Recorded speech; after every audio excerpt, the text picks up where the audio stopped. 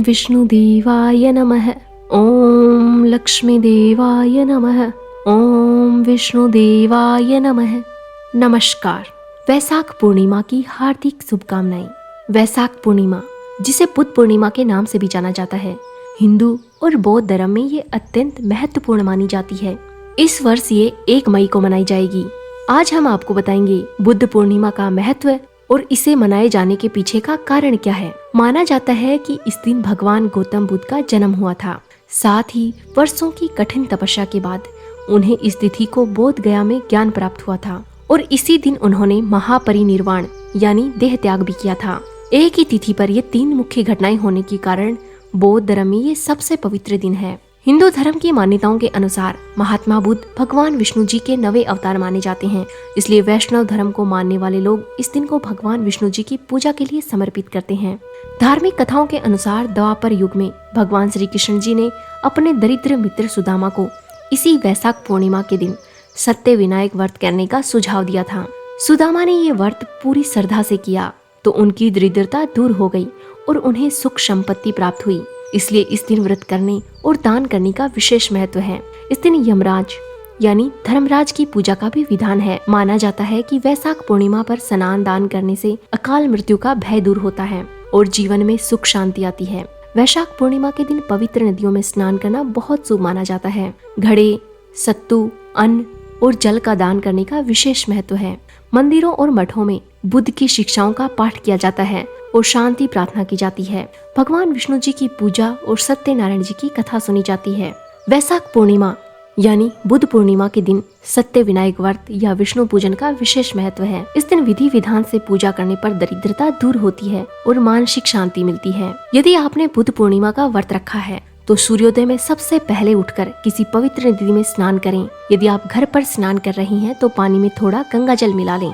हाथ में गंगा जल और चावल लेकर अपनी मनोकामनाएं कहें और पूरे दिन व्रत रखने का संकल्प लें। घर के मंदिर में भगवान विष्णु जी या महात्मा बुद्ध की प्रतिमा के सामने दीपक जलाएं।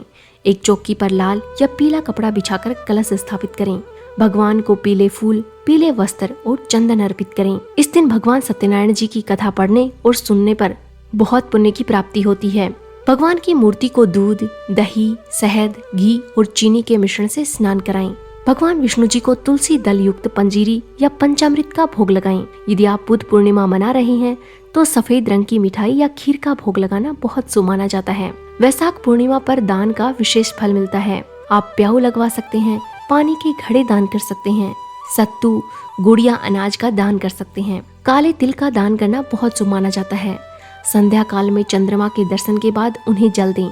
चंद्रमा को जल देते समय थोड़ा दूध और चावल मिला लें। इसके बाद सात्विक भोजन ग्रहण करें। व्रत के दौरान अन्न त्याग करना उत्तम है। केवल फलाहार ही लें। यदि पूर्ण व्रत नहीं रख सकते हैं तो एक समय सात्विक भोजन कर सकते हैं। इस दिन भूलकर भी तुलसी के पत्ते नहीं तोड़ने चाहिए। भगवान विष्णु जी को तुलसी दल चढ़ाने के लिए एक दिन पहले ही तोड़कर रख लें। अब आपको वैशाख पूर्णिमा की व्रत कथा सुनाते हैं। वैशाख पूर्णिमा पर मुख्य रूप से सत्य विनायक व्रत की कथा सुनी जाती है। ये कथा भगवान श्री कृष्ण जी और उनके परम मित्र सुदामा की दोस्ती से जुड़ी है, जो दोस्ती, विश्वास और भक्ति का प्रतीक है। पौराणिक कथाओं के अनुसार द्वापर युग में भगवान श्री कृष्ण जी के बाल सखा सुदामा अत्यंत दरिद्र थे। वह और उनकी पत्नी भिक्षा मांगकर अपना जीवन व्यतीत करते थे, लेकिन कई बार उन्हें कई दिनों तक भूखा रहना पड़ता था। एक दिन उनकी पत्नी ने सुदामा जी से कहा, हे स्वामी, आपके मित्र तो द्वारकाधीश श्री कृष्ण जी हैं, जो साक्षात भगवान हैं। वह गरीबों के रक्षक हैं।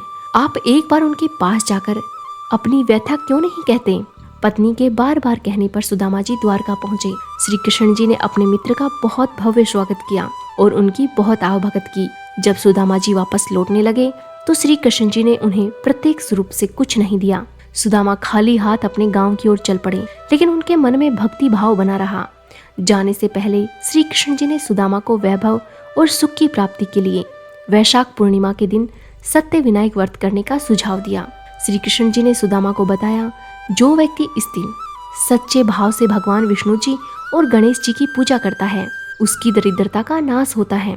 जब सुदामा जी अपने गांव पहुंचे तो उन्होंने देखा उनकी टूटी फूटी झोपड़ी की जगह एक भव्य महल खड़ा था और उनकी पत्नी राजसी ठाट बाट में थी। ये सब श्री कृष्ण जी की कृपा थी। सुदामा जी ने पूर्ण श्रद्धा के साथ वैशाख पूर्णिमा का व्रत किया। जिससे उनके जीवन के सभी कष्ट और आर्थिक तंगी समाप्त हो गई। तभी से इस दिन को सत्य विनायक व्रत के रूप में मनाया जाने लगा। धर्म ग्रंथों के अनुसार वैशाख पूर्णिमा के दिन ही यमराज यानी धर्मराज ने मनुष्य के कर्मों का लेखा जोखा रखने का कार्य और अधिक गहनता से शुरू किया था। इसलिए इस दिन धर्मराज की पूजा का भी विशेष महत्व है। कहा जाता है कि इस दिन व्रत रखने से और दान करने से मनुष्य को अकाल मृत्यु का भय सताता नहीं है और उसे मोक्ष की प्राप्ति होती है। कथा सुनने के बाद भगवान विष्णु जी और माता लक्ष्मी जी की आरती करें, भगवान के चरणों में फूल अर्पित करें, पूजा में हुई किसी भी भूल के लिए माफी मांगें। कथा सुनने के बाद सत्तू, जल से भरा पात्र या वस्त्र का दान किसी जरूरतमंद को दें। पूरे विधि विधान से वैशाख पूर्णिमा का व्रत रखने से भगवान विष्णु जी की कृपा उन पर हमेशा बनी रहती है। कथा अधूरी रही हो तो पूरा कीजिएगा, पूरी हुई हो तो मान कीजिएगा। ऐसी ही प्यारी कहानियों के लिए हमारे चैनल को भी सब्सक्राइब कीजिएगा। भगवान विष्णु जी का आशीर्वाद आप सब पर हमेशा बना रहे। एक बार फिर से बुद्ध पूर्णिमा की हार्दिक बधाइयाँ। धन्यवाद।